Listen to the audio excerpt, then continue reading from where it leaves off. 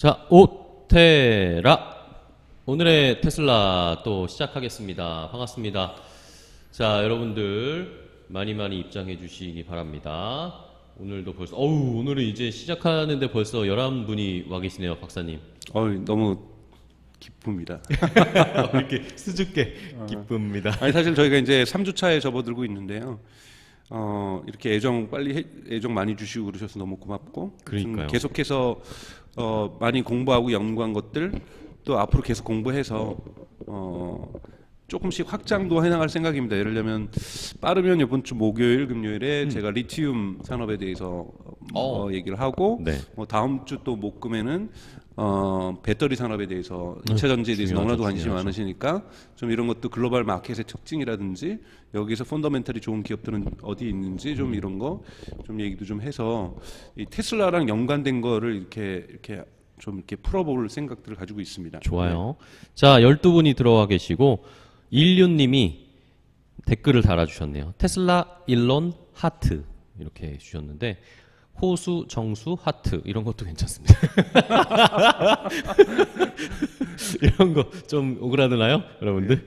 인류님 반갑습니다. 인류님처럼 이렇게 또 TY 킴님께서 요즘 애플카가 등장하던데 현재로 가장 잠재적인 경쟁자가 될 수도 있겠네요라는 이야기를 하면서 이런 이야기 하시니까 애플 이야기를 해봐도 저희 좋을 것 같아요. 충분히 제가 할 수 있습니다. 좋아요. 네, 여러분들 애플 궁금하십니까? 궁금하시면 댓글로 1을 마구마구 때려주세요. 1번 해가지고 동의 해가지고 저희가 애플도 한번 박사님이 네네, 애플카에 대해서 현재 상황이 어떤지, 그리고 애플카가 나왔을 때 시장에서의 파급력이 어떨지 이런 것도 충분히 할 게 많네요, 저희가. 그러니까요. 헨젤과 그레떼님 감사합니다라고 하셨고, 인류님이 아까 테슬라 일론 하트 하신 인류님이 전 재산을 2020년도부터 집도 팔고 올인하고 있답니다. 매달 급여를 올인하고 있다고. 매달 테슬라를 사신다고요? 돈 버실 것 같은데요. 근데 다만 이제 매수의 시점이 언제 있는가가 중요한 것 같은데요. 그러니까 고점에 특히 사셨으나. 올해 1월에 들어오신 분들은 벌써 이득을 보셨을 거고, 물타기를 하셨던 분들도 어느 정도 이득을 보셨을 거기 때문에요. 근데 2020년부터 사셨대요. 꾸준히 근데 사셨으니까. 그럼 평단이 그렇게 높진 않겠죠? 그렇죠? 오, 좋아요. 22명, 4,500만 원씩 시장가에 산다고 하십니다. 장기 투자를 노리시고 인류님, 와. TY 킴님이 엄청 부자겠네요라고 댓글 달아주셨습니다. 네. 좋습니다. 자, 여러분들 저희 오테라는 매일매일 5시에 뭐든 나갑니다. 저희가 라이브도 하고 저희가 만든 컨텐츠나 녹화한 컨텐츠나 준비한 것들을 또 5시에 매일 올려드리니까 여러분들 함께 해주시고, 자, 그리고 방송적인 내용 너무나 좋다, 리뷰도 많이 해주시고 박사님의 이 해박한 지식이 어디서 나오는 것인지 알고 싶다 이런 댓글도 많이 달아주셔서 너무 감사한데, 요즘 댓글에 이런 이야기들이 좀 많이 달려요. 왜 이렇게 소리가 울리냐 에코를 왜 자꾸 쓰냐. 여러분, 저희 에코 쓸 돈이 없습니다. 그래서 저희가 그런 효과를 넣는 게 아니에요. 왜 울리냐 하면요, 제 목소리가 너무 좋아서 울리는 거예요. 죄송합니다. 그리고 공간에 아직 좀 제약이 좀 있고 이런 것들이 있어서 그런 거니까 조금만 양해해 주시고, 저희가 이렇게 방음 장치를 하려고 이 주변에 여기는 지금 깔끔하죠. 그 뒤에는 지금 박스랑 막 헝겊이랑 천 불러놓고 소리 안 울리게 하려고 가까스로 정말 애를 쓰고 있으니까 저희가 빨리 성장해서 돈을 좀 벌어서 좀 이런 방음 소리 잡는 것들도 설치하고 해야죠. 마이크도 좋은 거, 지향성 마이크도 사고. 그러려면 어떻게 하셔야겠습니까, 여러분들이? 자연스럽게 구독, 좋아요, 알림 설정, 조태구화를 해주시고, 다른 분들에게도 많이 홍보해주시고, 링크도 보내주시고, NH킴님이 슈퍼챗 가능한가요? 라고 저희가 드릴 말씀을 댓글로 달아주셨습니다. 슈퍼챗, 저희가 이제 오늘부터 가능하다고 들었습니다. 구독자가 1,570명을 돌파했고, 시청 시간도 다 이제 채워져 있기 때문에 이제는 슈퍼챗이 가능합니다. 여러분들 슈퍼챗 많이 쏴주시고, 첫 번째 슈퍼챗을 쏴주시는 영광의 구독자분들께 하트를 드릴게요. 욕하시겠다. 자, 그리고 여기 앞에 또 저희가 다른 세팅을 해놨죠. 앞에 이렇게 책이 보이시죠? 저희가 책을 이렇게 쫙 깔아놨는데, 요거는 또 강정수 박사님이 작년에 쓰셨던 디지털 미디어 인사이트 2023이라는 책인데, 요런 식으로 여러분들 광고가 가능합니다.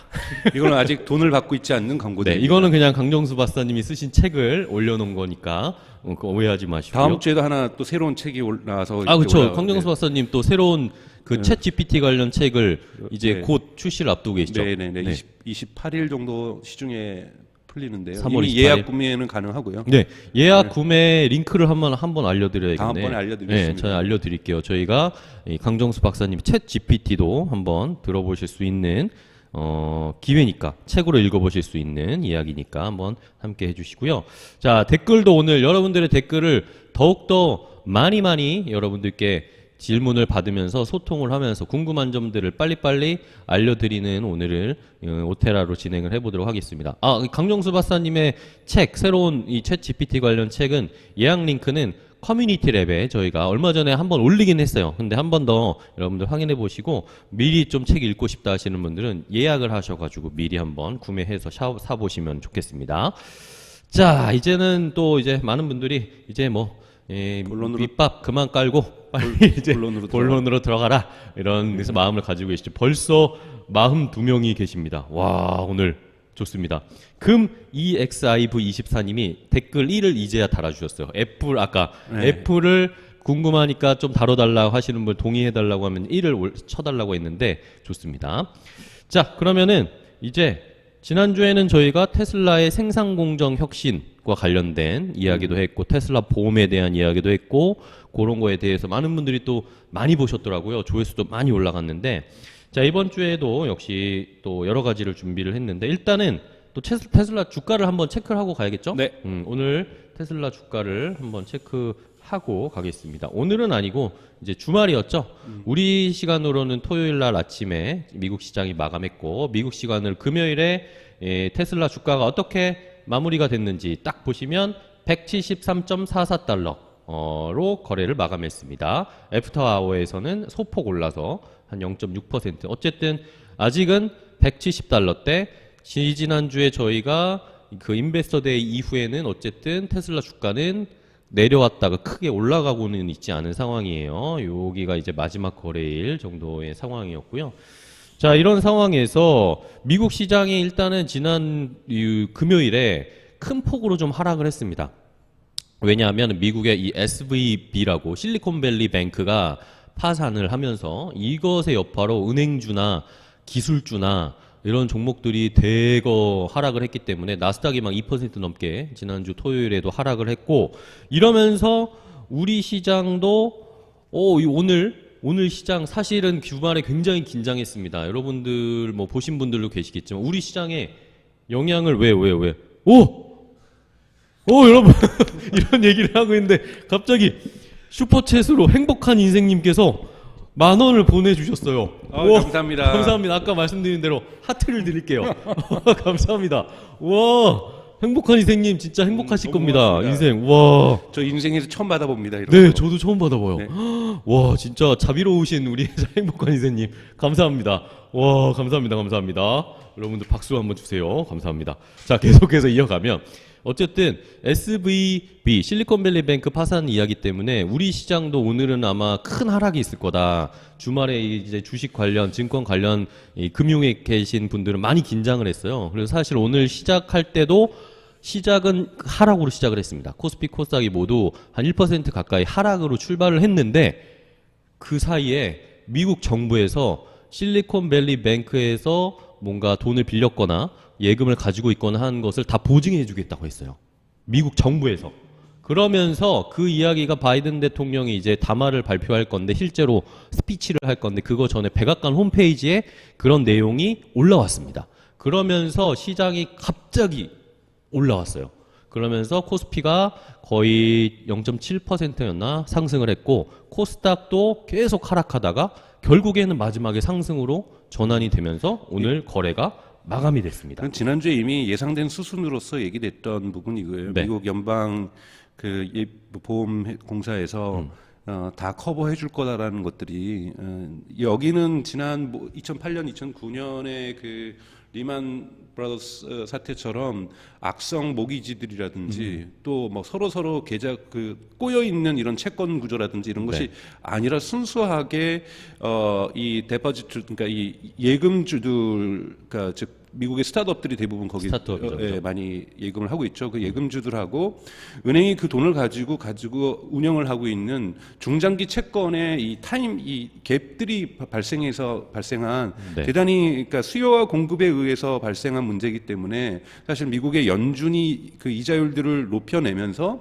이것이 바로 시차적으로 바로 적용되지 않는 문제들 이런 것들이 다 구조적으로 작동한 문제이기 때문에 악성 채무가 아니기 때문에 국가에서 바로 개입해서 해결하는 거는 지난 주말에 이미 월스트저널이라든지 뭐 파이낸셜 타임즈, 뉴욕 타임즈 이런 데서 다 분석 보도에서는 다 해결될 거라 봤기 때문에 왜냐하면 도미노 이펙트가 이건 발생하지 않을 거라 저도 보고 있습니다. 네. 그러면서 일단은 정부가 개입을 하겠다라는 이야기가 나오면서 시장이 전반적으로 긍정적으로 바뀌었고 이러면서 이런 이야기들도 이제 좀 나옵니다. 이런 악성 채무까지는 아니지만 어쨌든 SVB가 시장에 조금 충격을 약간 줬기 때문에 이제는 연준이 3월 FOMC 때 금리 인상을 조금 덜 할 수도 있지 않을까? 이런 또 기대감, 설레발을 치면서 투자자들이 이러면서 오늘 미국 시장이 또 어떻게 밤에 오픈이 되고 어떻게 움직이는지를 조금 봐야 되긴 하는 상황이니까 네, 지금 말씀하셨던 이런 흐름들도 우리가 계속 소개시켜드리겠지만 여러분들이 이제 보셔야 될 것들은 이런 것들은 이제 단타로 매매하시는 분들 이런 분들에겐 중요한 정보가 되겠지만 큰 흐름을 보는 거에 있어서는 이런 스페큘레이션 뭐 이런 것들보다는 큰 흐름들을 볼 필요가 있는데요. 잠깐 제 화면으로 가서 제가 조금 테슬라 주식에 대해서 좀 간단하게 얘기를 해드리면 제가 즐겨보는 웹사이트는 뉴스 서비스는 베런스입니다.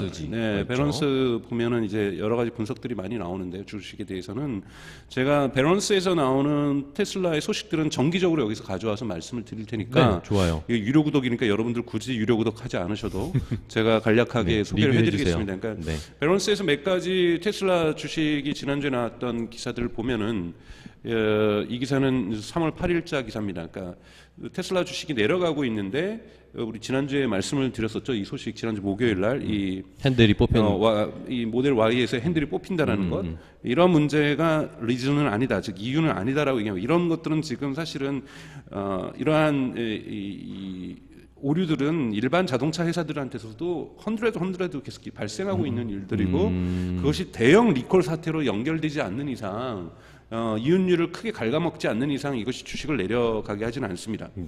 오히려 이런 문제가 되는 거죠. 다시 일론 머스크가 트위터를 언론의 헤드라인으로 끄집어 데리고 왔다.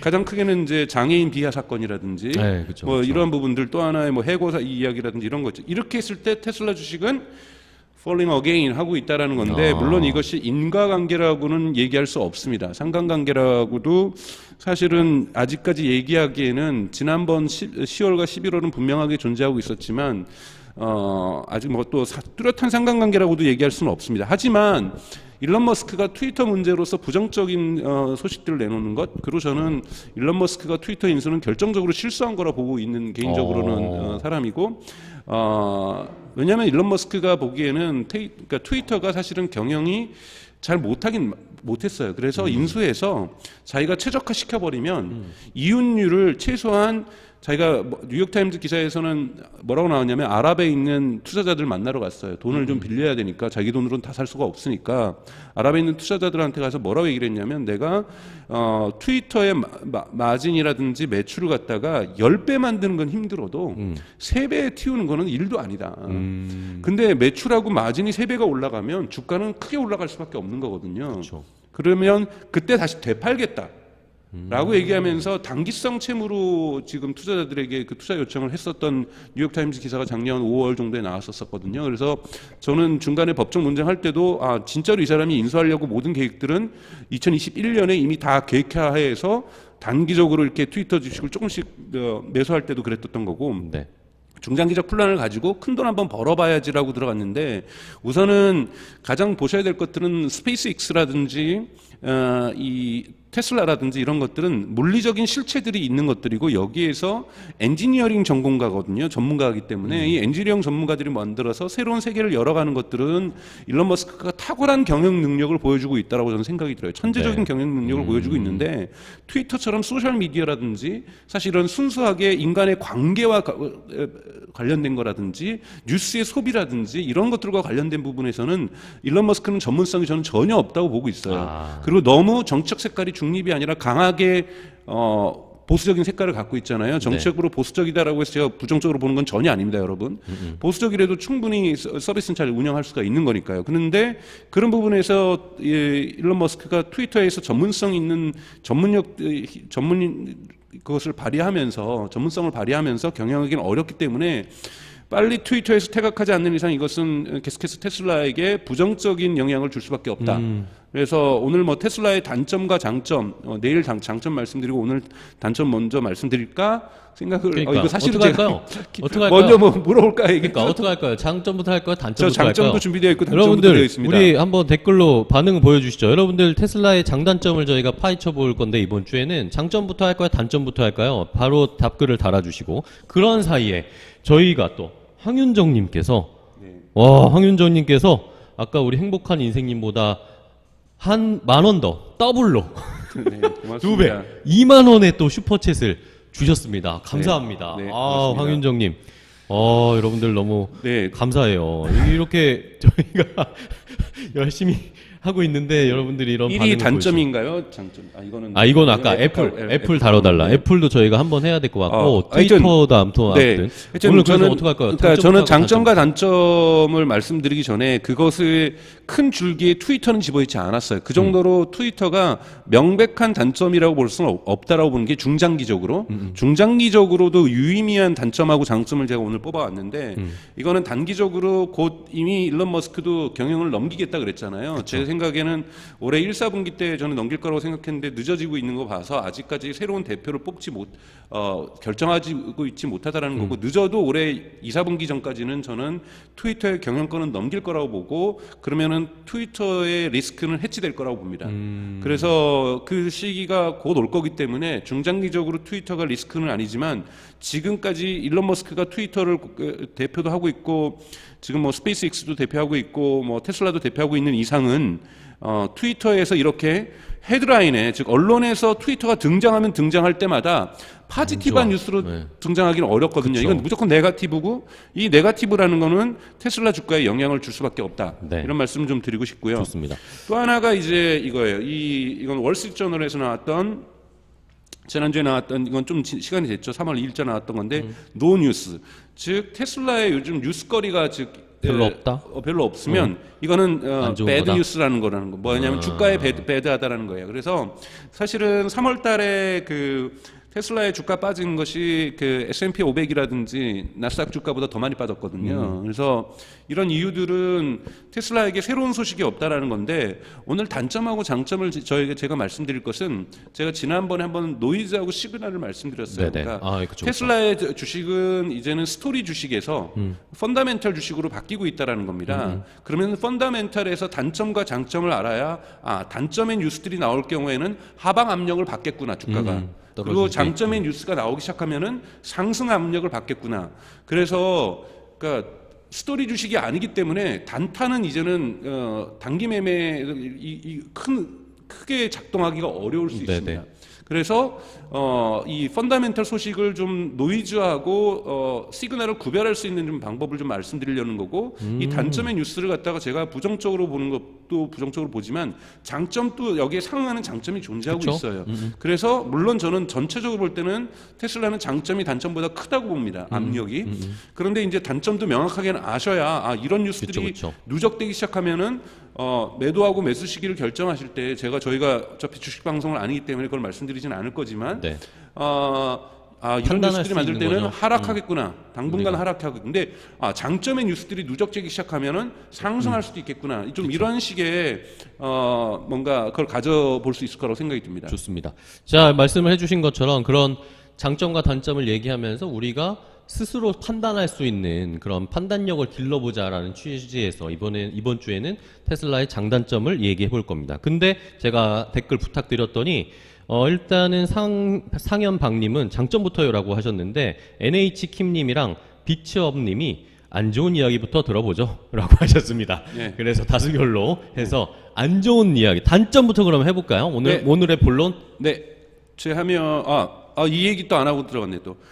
최근에 주가가 내려가니까 캐시우드가 여러분들 뭐 얘기하는 것처럼 뭐 샀어요. 테슬라 주식 1,800달러까지 갈 거다 뭐 이렇게까지 호언장담하는 거 저는 그걸 부정적으로 보고 한 600달러 맥스 600달러 정도까지 가지 않겠는가 이렇게 말씀을 드렸었는데 캐시우드 같은 경우에는 당연하게 지금 주가가 내려가니까 이건 당연하게 사는 거예요. 이 사람 같은 경우에는 저가 매수를 계속해서 갈 거라고 생각하는 시도하고 거니까. 있기 때문에 캐시우드는 주가가 내려가자마자 테슬라 주식을 다시 사기 시작했습니다. 그래서 사실은 비쌀 때도 많이 샀고 뭐 그렇게 했지만 이 저가에 들어오고 있다라는 것은 중장기적으로 아크 인베스트먼트에서 테슬라의 주가를 긍정적으로 보고 있다고 보실 수가 있고요. 네. 사실은 월가에 지금 제가 이름 못 외우는데 대단히 유명한 투자자가 최근에 두 가지 상응된 그러니까 좀 서로 저는 그런 거를 저 주식 전문가 아니라서 배치되는 반응을 했는데 네.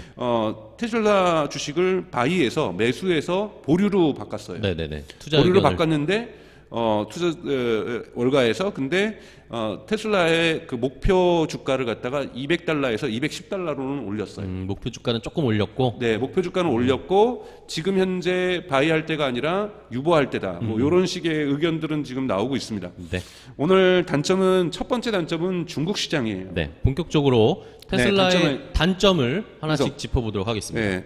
첫 여러분 번째. 제가 말씀드렸던 것처럼 세계 3대 자동차 시장은 중국 시장, 미국 시장, 유럽 시장 순서대로입니다. 크기 면에서.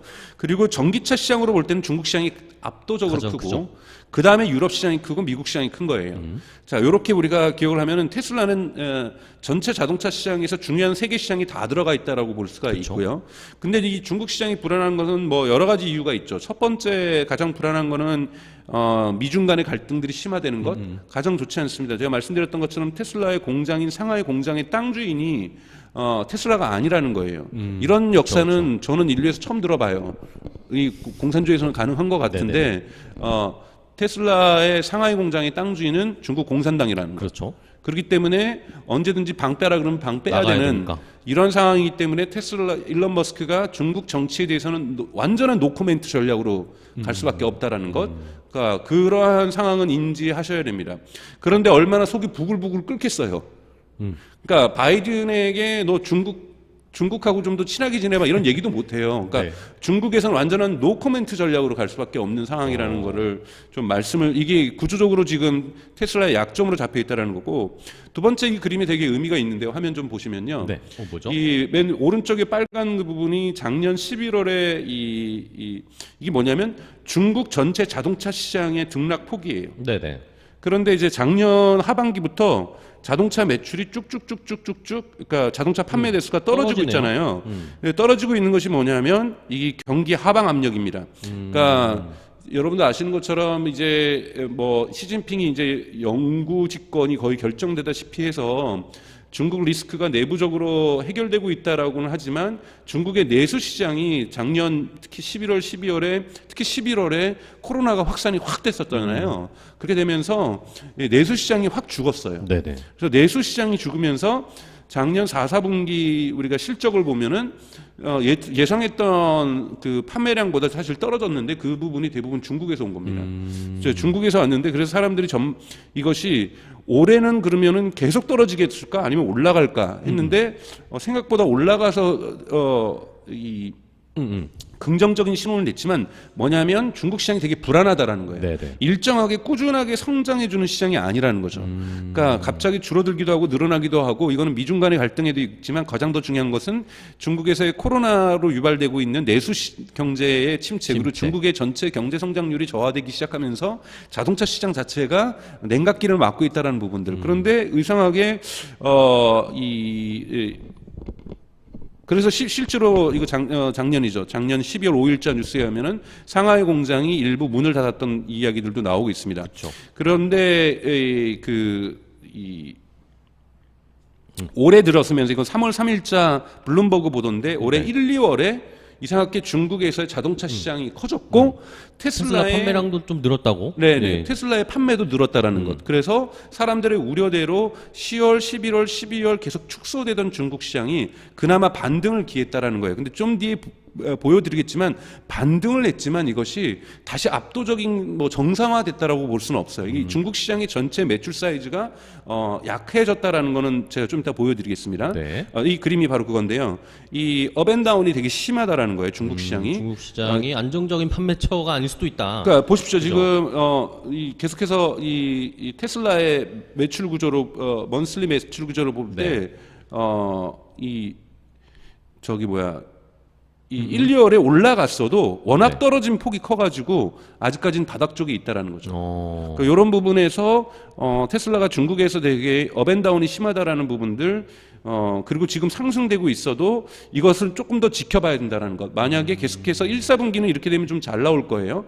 그런데 2, 4분기에서 다시 떨어질 수도 있는 거고 뭐 이 부분을 계속해서 보여봐야 된다는 부분에서 테슬라가 중국에서 이제 1위 하기는 사실은 조금 글렀거든요. BYD가 너무 강력해서. 그러니까 2위라는 자리를 BYD랑 근소하게 지켜줘야 이 소식들이 계속 들려오면 그러니까 모델 2의 출현이 되게 중요한 거죠. 그렇게 들려오면 상승 압력으로 가겠지만 계속해서 테슬라가 중국 시장에서 고전하고 있다라는 뉴스가 누적되면 테슬라의 주가의 하방 압력을 받을 수밖에 없습니다. 이거는 그렇죠. 왜냐하면 지금 1, 2월 올라간 것도 여러분 보셔야 될 것들이 테슬라가 중국 시장에서 가격을 대폭 인하한 거거든요. 그렇죠. 대폭 인하해서 이게 올라간 거고 인하하면서 보조금까지 받으면서 올라간 건데 그건 뭐냐면 요번에 1, 4분기 실적을 보면은 매출은 그러니까 즉 판매 대수 딜리버리는 아마 줄어들지 않고 되게 상승했을 거예요.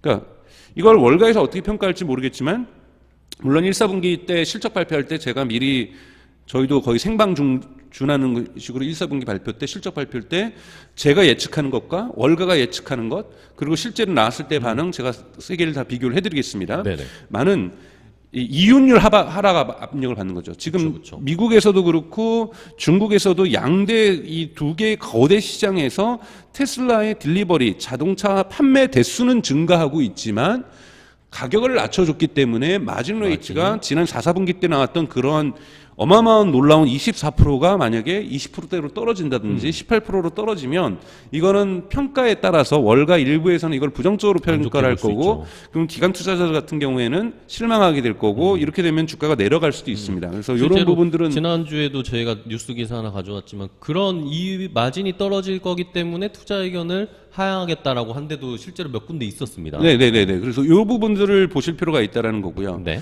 그리고 이제 2023년에는 그런데 이제 예측을 하기로는 네.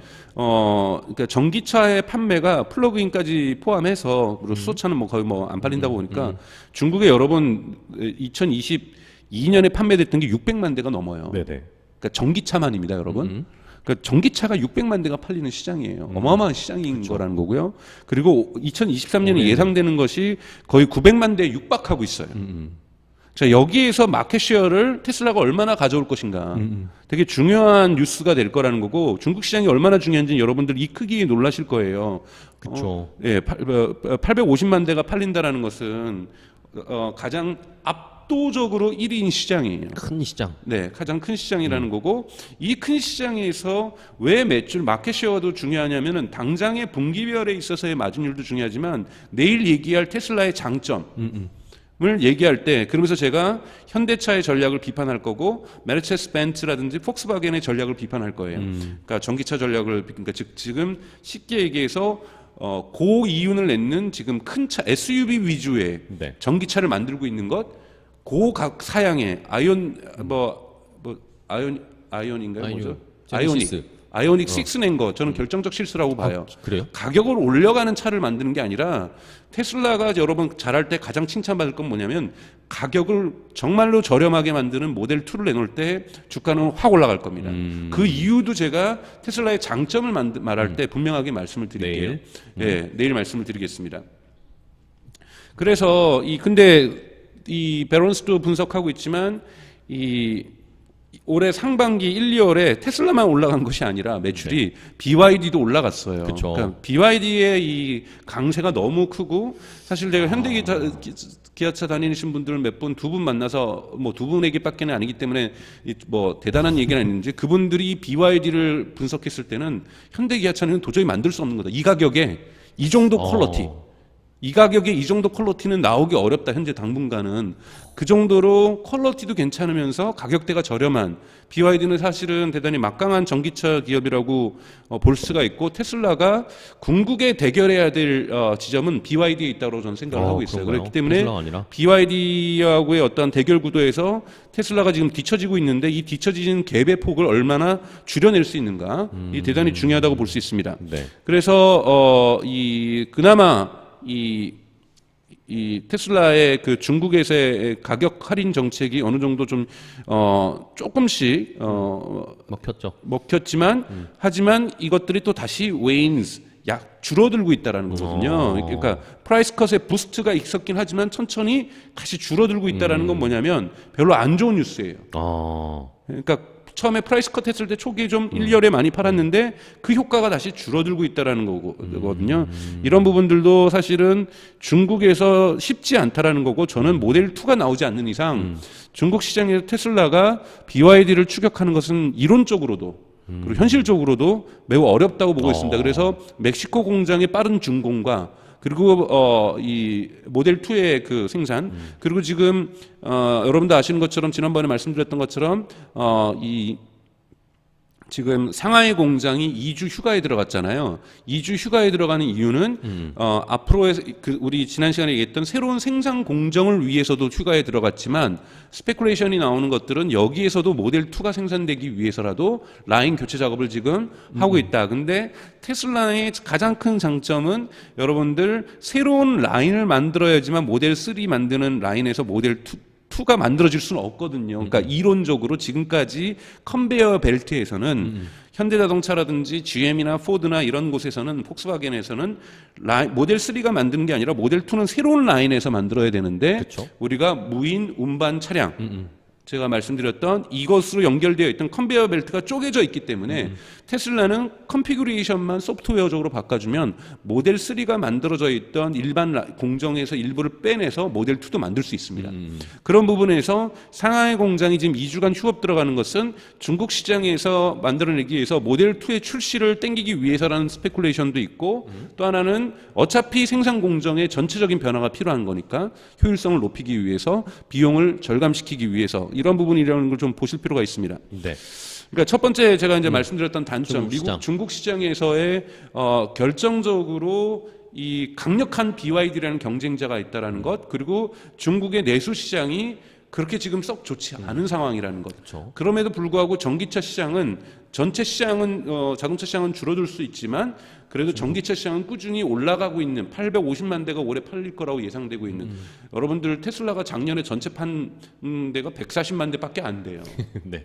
그러니까 그 규모의 차이를 끼는 거죠. 전 세계에서 테슬라가 140만 대 팔았는데 중국에서만 전기차 시장의 규모가 물론 여기에는 BYD의 플러그인 하이브리드를 지금 포함하고 있는 거지만 플러그인 하이브리드가 20-30% 되긴 되지만 네네. 850만 대라는 건 어마어마한 시장이라는 겁니다. 그럼 결국에는 중국 시장이 엄청 뭐 우리나라 기업들도 사실 한 단계 레벨업하면서 돈을 많이 번 건 중국 시장에서 뭔가 판매하고 중국에서 매출이 나오는 기업들은 한 단계 기업이 레벨업 됐잖아요. 그런 거가 마찬가지로 테슬라도 중국 시장에서 많이 팔고 잘 팔아야 어쨌든 주가도 더 잘 갈 수 있고 그런 것인데 중국이 경기 저는 그래서 현대기아차 주식에 대해서 별로 안 좋게 평가하는 이유가 중국을 공략 못하니까. 중국을 공략을 절대 할 수 없어요. 왜냐하면은 자꾸 그러니까 내려가는 모델이 아니라 제네시스에 집중하려고 하잖아요. 그러니까 비싼 돈, 마진율 높은 것 이런 거는 유럽에서도 안 돼요. 유일하게 작동할 수 있는 게 미국이거든요.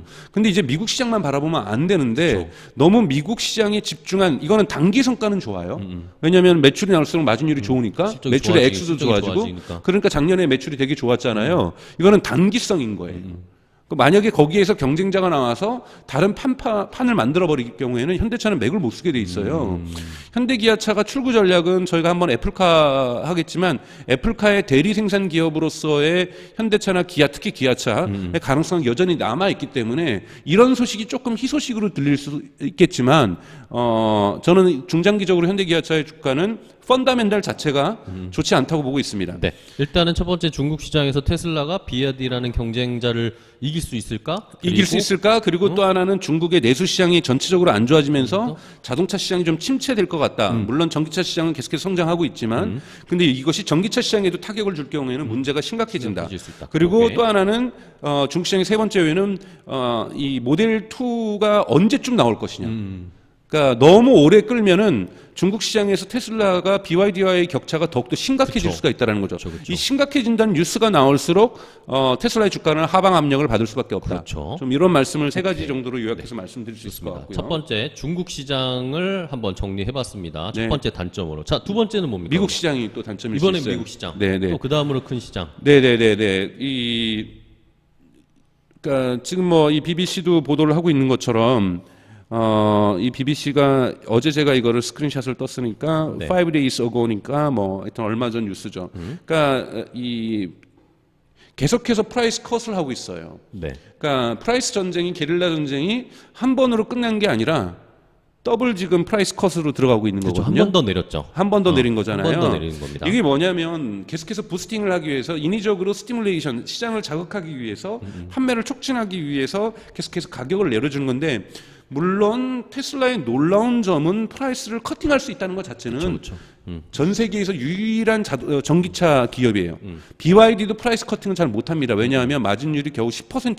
물론 그런 저가형 차를 만들면서 BYD의 놀라운 점은 10%대의 마진율을 남긴다는 거죠. 남긴다라는 거 부분에서 BYD는 거기도 하나의 미라클이라고 전 보고 있어요. 미라클이라고 보고 있는데 24%의 마진율을 갖고 있으니까 마진 레이트를 가지고 프라핏 레이트를 가지고 있으니까 테슬라는 프라이스 컷을 할 수가 있는 거잖아요. 즉 범위가 넓은 거죠. 네, 넓은 거죠. 이거는 좋은데 이렇게 두 번씩이나 내려야만 하는 이유는 뭐냐면 무언가 판매가 부진하니까. 부진하다라는 이야기를 할 수가 볼 수가 있다라는 거죠. 그래서 두 번을 내려서 프라이스 부스팅을 계속 하고 있다라는 거예요. 근데 이거는 뭐냐면 결국 1, 4분기 때 테슬라의 마진율이 24%는 기록할 수 없다라는 걸 거의 정의해주고 있다라는 거예요. 아.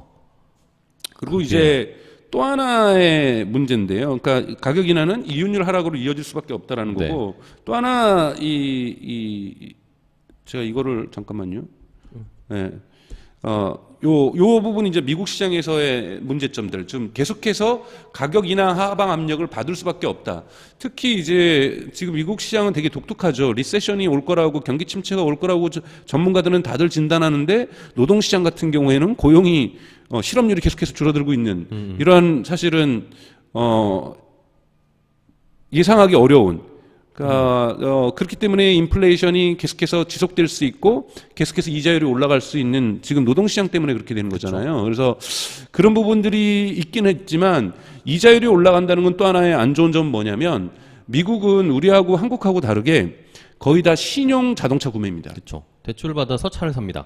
그러니까 한국은 그래도 돈 좀 있으신 분들은 그렇죠. 현금으로 빡. 현금으로 다 내고 사거나 50% 내고 사거나 그렇죠. 뭐 70% 내고 사거나 이런 경우들이 많은데 미국은 거의 대부분이 대출을 받아서. 대출을 받아서 은행에서 대출을 받아가지고 자동차를 사는 거거든요. 근데 이 은행 대출이 이 변동성 금리이기 때문에 계속해서 올라가요. 그렇죠. 그러면 보십시오. 연준이 이자율을 계속 올린다는 시그널을 주면 사람들이 자동차 사는 시기를 자꾸 늦출 수밖에 없다라는 거예요. 그래서 작년보다 더 심각한 것은 올해 자동차 사는 사람들이 더 줄어들 수 있다라는 거예요. 물론 노동시장에서 계속해서 안정된 고용을 갖고 있기는 하지만 물가가 계속 오른다라는 것은 실질 임금이 낮아진다는 것이기 때문에 이 미국 시장이 지금 두 번째 문제는 테슬라의 이윤율 하락 압박이 있다는 거고 두 번째는 높은 이자율, 이자를 높은 올리는. 이자율에 의해서 자동차 구매 자체가 시장 자체가 축소될 수 있다. 전체 자동차 시장 축소가 이루어질 수 있다라는 거죠. 이런 부분에서 이건 테슬라에게는 안 좋은 단점. 근데 이 두 가지를 얘기하는 거에서 지금 미국 시장, 중국 시장의 특징은 뭐냐면 테슬라 자체가 이건 못해서가 아니라 시장이 어려운 거예요. 그러니까 시장이 어려운 거지. 제가 테슬라의 단점이라고 했지만 사실 도전이라고 볼 수도 있는 거예요. 네. 그러니까 뒷부분은 조금 단점인데 앞에 두 가지는 사실은 도전이죠. 그러니까 시장의 조건이 항상 좋은 조건, 즉 불마켓처럼 파지티브하고 금리도 낮고 옵티미스틱하지 않다라는 것. 그쵸. 이런 부분들이 의해서 테슬라가 지금 도전을 겪고 있다는 부분인 거고요. 이제 세 번째로 넘어가면요. 네. 전체적으로 이건 또 아까 전에 말씀드렸던 거 똑같은 거죠. 미국만이 아니라 유럽 또한 경기 침체라는 거예요. 유럽 같은 경우 특히 전쟁까지 이루어지고 있다는 그쵸. 거예요. 전쟁이 이루어지면서 테슬라는 직접 광고는 안 하고 있지만 사람들이 럭셔리 굿에 대한 수요가 확실하게 줄어들었어요. 그러니까 사치제. 근데 물론 자동차는 사치제가 아니라 뭐 유럽이나 미국이나 뭐 이런 데서는 기본제죠. 기본적으로 있어야 되는 거지만 고가 상품군이죠. 그쵸. 고가 상품군에 대해서 사람들이 지출을 줄이고 있다는 부분에서 올해 경기 침체가 특히 유럽 같은 경우도 대단히 강하고 한국도 사실 조금 경기 침체의 전운들이 좀 느껴지잖아요. 네네. 그리고 이건 중국은 말할 것도 없고 물론 아무리 시진핑의 리스크가 해소되고 중국이 다시 뭐 터닝하면서 정책을 경기 부양을 터닝하면서 하려고 뭔가 다시 개방하려고 하고 다시 화해의 제스처를 쓰고 있지만 전혀 지금 미중 간의 갈등을 해소될 국면을 보이고 있지 않고 미국은 이미 진입을 했죠. 갈등의 국면으로 진입을 해버렸기 때문에 법안 사인까지 다 하고 있는 상황이기 중국을 때문에 배제하기로 했죠. 네, 그래서 특히 반도체라든지 AI와 관련돼서 이런 부분들은 심각한 상황이기 때문에 이러한 경기 침체 국면이 그리고 전체적으로 이 베어 마켓에 지속되고 있는 것 테슬라가 갖고 있는 또 도전이고 단점일 수 있는 거죠. 주식이 갖고 있는. 이건 근데 누구나 갖고 있는 거라고 얘기할 수 있지만 그래도 거론을 해야 될 부분이라서 얘기를 하는 건데 이 재밌는 거는 이 표예요. 여러분 이거는 진짜 외워두셔야 되는 표입니다. 이게 뭐냐면 테슬라의 넷 인컴이에요. 우리 테슬라의 주가가 언제부터 뛰었습니까? 2019년부터 뛰었어요. 모델 3가 양산 체계를 가지면서 또 뛰었는데 근데 테슬라가 그렇다고 해서 돈을 번 건 아니에요. 돈을 언제부터 법니까? 2021년부터. 2021년부터 버는데 언제부터? 2021년 3, 4분기 때부터 확 뛰기 시작하는 거예요. 네. 이렇게 이게 뭐냐면 넷 인컴이니까 이때부터 이거는 순수 순이익이잖아요. 그러니까 순이익이 계속해서 증가하고 있었다라는 부분들이 뭐냐면 이때부터 뭔가 대량 양산 체계를 갖고 있었다라는 거죠. 그러니까 요 부분을 좀 보시면 되는데 이 부분들이 이제 앞으로 계속 유지될 것인가. 근데 만약에 이 그림이 뭐 중간에 3, 4분기 때는 꺾이긴 하지만은 다시 한 번 더 꺾인다, 많이 하락한다 이러면 이제 부정적인 영향을 받을 수밖에 없다라는 거고요. 근데 요 그림은 뒷부분에서 또 제가 다시 한번 비교를 할 거예요. 테슬라의 장점대. 장점대 이 넷인컴하고 사실은 생산량하고도 관계가 있어요. 그러니까 앞으로 테슬라는 생산량을 높일수록 규모의 경제 효과를 보게 되면서 넷인컴이 올라갈 가능성이 높습니다. 그래서 넷인컴을 보면서 테슬라의 주가가 어떻게 상관관계를 가질지를 지켜보는 것 앞으로 이 부분이 되게 중요한 거기 때문에 그렇기 때문에 제가 아까 초반에 말씀드렸던 중국하고 미국은 이 넷인컴을 하락시킬 거라는 거예요. 왜냐하면 프라이스 커팅을 했고 프라이스 커팅을 많이 했기 때문에 그쵸. 하나 했을 때 넷인컴은 떨어질 수밖에 없는 거잖아요. 그래서 이 경기 침체가 오면은 매출이 주는 거고 경기 침체 때 부스팅을 하기 위해서 프라이스 커팅을 하게 되면은 넷인컴이 줄어드는데 사실 테슬라의 주가를 앞으로 부양할 제가 아까 말했던 스트롱 파이낸셜 펀더멘털이 테슬라의 주가를 부양할 겁니다. 그러니까 스토리가 아니라 스트롱 파이낸셜 펀더멘털. 그럼 스트롱 파이낸셜 펀더멘털이 가장 중요한 게 뭐냐? 매출보다 더 중요한 것은 넷 인컴입니다. 그렇죠. 이게 프라핏 레이트를 구성해 주는 거니까요. 그래서 이 넷 인컴이 하락 압력을 받는 중국 시장과 미국 시장에서의 프라이스 커팅. 매출 수준은 높이겠지만. 그래서 이 부분을 보고 근데 절대량 부분에서만 유지를 해줘도 어느 정도는 좋게 볼 거라고 저는 생각해요. 저는 좋게 볼 겁니다. 그러니까 프로핏 레이트는 떨어져도 넷 인컴의 절대량 정도는 매출이 증가하면 또 유지될 수 있거든요. 그래서 이런 부분들 지표들을 보면서 앞으로 저희가 그 1사분기 끝나고 이거 넷 인컴과 테슬라 주가의 상관관계 이런 것들을 살펴볼 거거든요. 그래서 이런 것들을 계속 보면서 새로운 매트릭스를 찾으셔야 돼요. 그러니까 테슬라를 투자하시려면 테슬라가 자율주행할 거야. 이건 이제 끝난 거라고 저는 생각이 들고요. FSD를 갖다가 구독 경제로 만들어낸 거 이런 건 잘한 거예요. 이런 것들은 넷 인컴을 올려냅니다. 왜? 소프트웨어이기 때문에 그쵸. 소프트웨어의 마진율이 좋거든요. 그쵸. 그래서 넷 인컴을 어떻게 만들어내는가에 대한 넷 인컴을 계속해서 지켜보는 이러한 새로운 매트릭스를 가지면서 테슬라의 주식을 팔로잉하는 게 되게 중요하다는 말씀을 좀 드리고 싶고요. 네. 이렇게 경기 하락 국면에서도 그다음에 테슬라의 가장 큰 단점 이거는 단점이에요. 근데 이걸 로 어떻게 네트워크 극복할 건지는 이펙트. 장점에서 제가 말씀을 드릴 건데 네. 네트워크 이펙트가 없다라는 건 네트워크 이펙트라는 건 뭐냐면 강정수는 아무것도 하지 않았는데 강정수하고 똑같은 쓰는 제품을 많이 쓰는 사람이 늘어나면 늘어날수록 강정수의 유익이 커지는 거죠. 예를 들자면 이메일 휴대폰을 제가 갖고 있다고 해서 전화하는 사람의 여기서 이거 스마트폰 말고 우리 피처폰이라고 생각하죠. 네. 제가 피처폰 갖고 있다고 해서 저의 유익이 막 커지는 게 아니라 피처폰을 갖고 있는 다른 사람이 증가해야 내가 통화할 수 있는 사람이 잠재적으로 많아지는 거니까 저의 유익이 커지는 거죠. 그렇죠. 이거를 우리가 네트워크 이펙트라고 얘기를 합니다. 어. 이거를 직접 네트워크 이펙트라고 얘기를 해요. 그런데 간접 네트워크 이펙트도 있어요. 뭐죠? 예를 들자면 여기에서 앱 스토어에서 그러니까 당장에 제가 앱을 쓰지 않더라도 앱 스토어에 계속 앱들이 늘어나면 저는 잠재적으로 언젠가는 그걸 쓸 수가 있기 때문에 그쵸. 저에게 유익이 옵니다. 네, 그렇죠. 그리고 개발자 앱을 제공해 주는 사람들 입장에서 보더라도 아이폰을 쓰고 있거나 특정 안드로이드 폰을 쓰고 있는 사람이 증가하면 증가할수록 잠재적 고객 시장이 커지기 고객이 늘어나는 때문에 거죠. 유익이 와요. 서로 다른 집단에게 유익이 갈 때 우리가 이걸 간접 네트워크라고 해요. 예를 들자면 신용카드가 대표적이에요. 카드 가맹점이 많아지면 많아질수록 유익을 보는 사람들은 카드를 가진 사람들이에요. 그렇죠. 근데 카드 가진 사람들이 많아진다고 해서 예를 들면은 호수님도 카드 있고 저도 카드 있다고 해서 서로에게 유익이 있느냐? 물론 그런 건 있을 수 있냐. 오늘 호수님 카드로 긁지 이런 생각을 할 수 있어서 유익이 네. 있을 수 있지만 제가 호수카드를 갖고 있는데 A라는 현대카드를 갖고 있는데 호수님이 현대카드를 더 가졌다고 해서 저에게 오는 유익은 아무것도 없어요. 그렇죠. 그런데 현대카드를 받는 가맹점 수가 늘어나면 늘어날수록 저의 유익은 커지는 거고 호수님의 유익은 커지는 그쵸, 거잖아요. 그쵸. 그래서 서로 다른 집단의 유익이 커지는 것을 간접 네트워크 효과 이것이 커지는 과정 간접 네트워크 효과라고 얘기를 해요.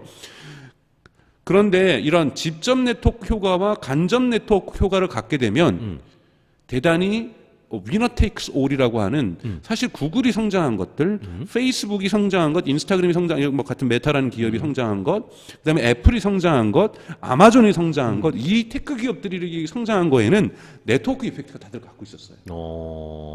그쵸. 네트워크 이펙트를 갖고 있으면 자신이 지배하는 시장에서 위너 테이크스 올이라고 하는 승자 독식 현상이 발생할 가능성이 높습니다. 그러면 전기차 시장은 테슬라가 다 먹을 수 있겠구나. 이런 생각을 할 수가 있기 때문에 네트워크 이펙트가 있으면 좋은데 자동차에는 여러분 네트워크 이펙트가 없어요. 그런가요? 근데 네트워크 이펙트를 만들 수 있는 방법이 있는데 그건 테슬라의 장점을 할 시간에 얘기하지만 단점은 뭐냐면 한번 생각해 보세요. 어떤 동네에 사세요, 여러분들이. 거기에 테슬라가 지나가요. 네. 누군가 그걸 산 거예요. 아파트 단지에 있다고 생각해 보죠. 테슬라가 산 거예요. 그러면 쿨하고 이쁘잖아요. 그렇죠. 지하 주차장 갔더니 새로운 테슬라가 딱 있어. 그럼 이쁘고 어우, 쿨하고 멋있다. 갖고 싶고.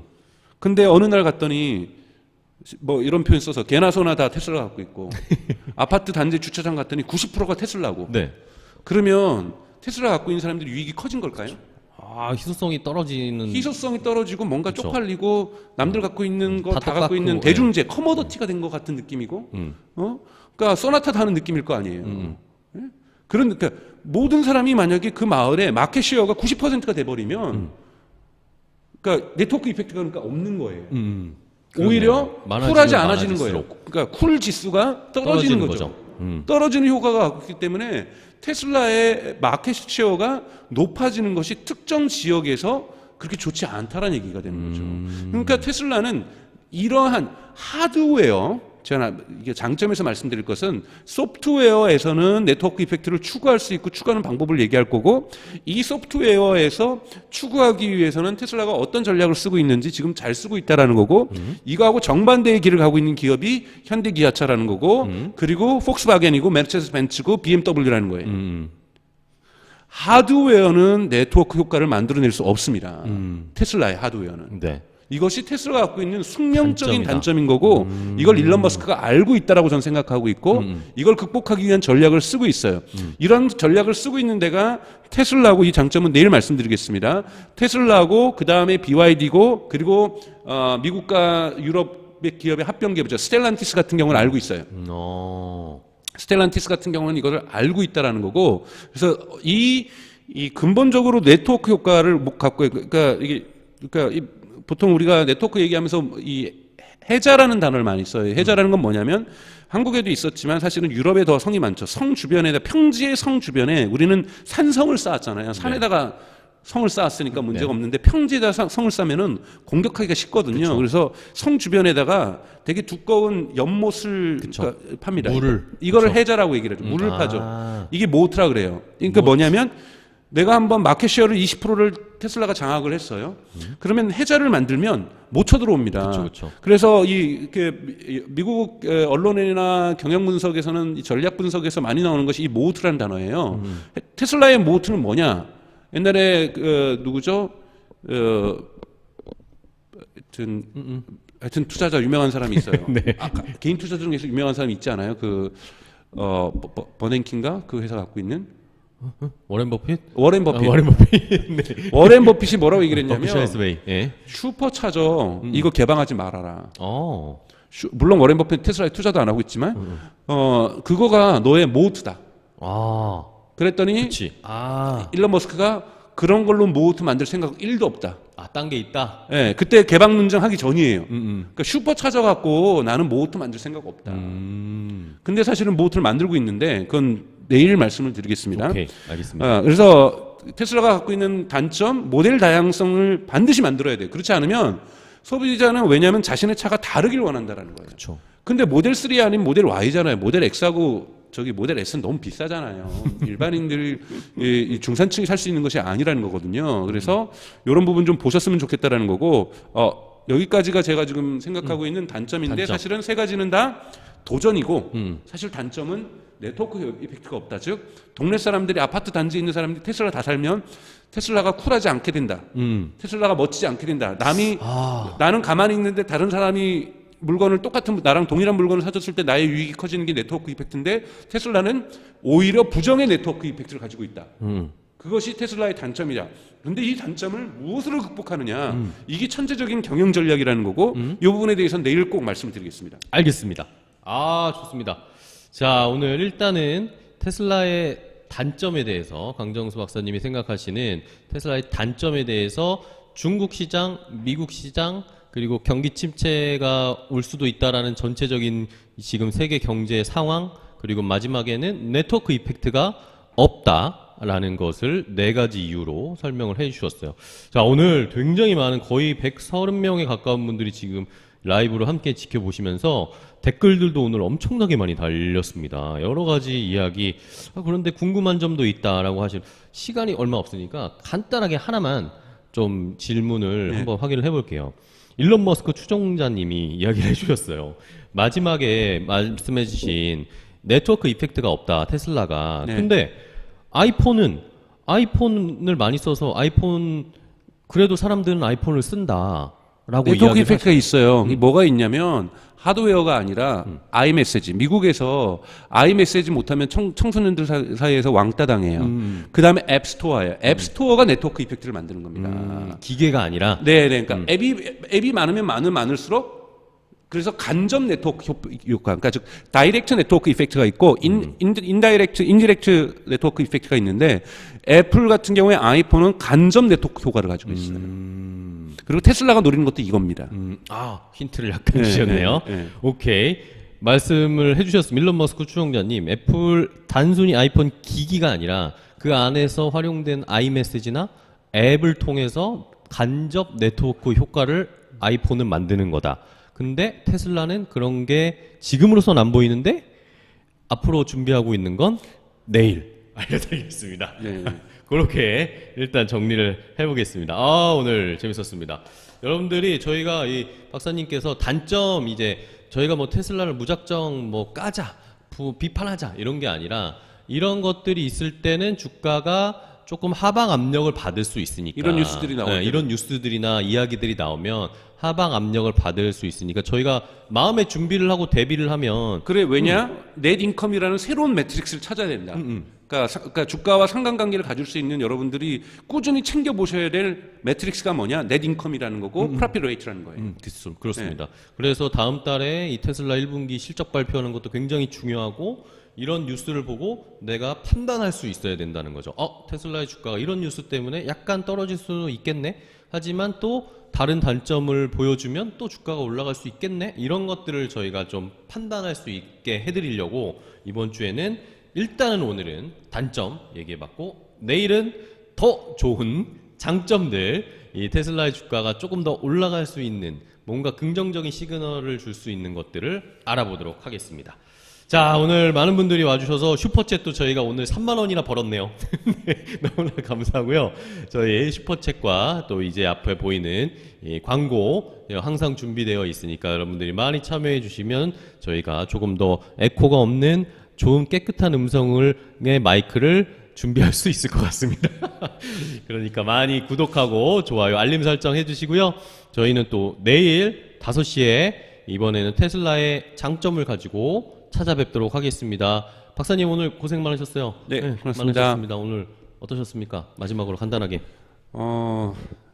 아니, 점점 여기 사실은 댓글들도 좀 더 보면서 이런 것들 실시간 댓글에 좀 반응하고 질문하신 것, 주장하신 것 이런 부분에 대해서 저희도 배워야 되고 그래서 좀 더 많이 반응해야 되는데 너무 저만 떠들었다는 생각이 들어서 앞으로는 조금 더 댓글 보고 이야기하는 시간을 저희가 많이 좋습니다, 할애할 좋습니다. 수 있도록 하겠습니다. 네, 좋습니다. 네. 자, 여러분들 내일 또 저희가 더 좋은 이야기를 가지고 찾아뵐 테니까 많이 참여해 주시고 여러분 주변에 많이 알려주세요. 오테라 고맙습니다. 내일 고맙습니다. 봬요. 내일 뵙겠습니다. 내일 봬요.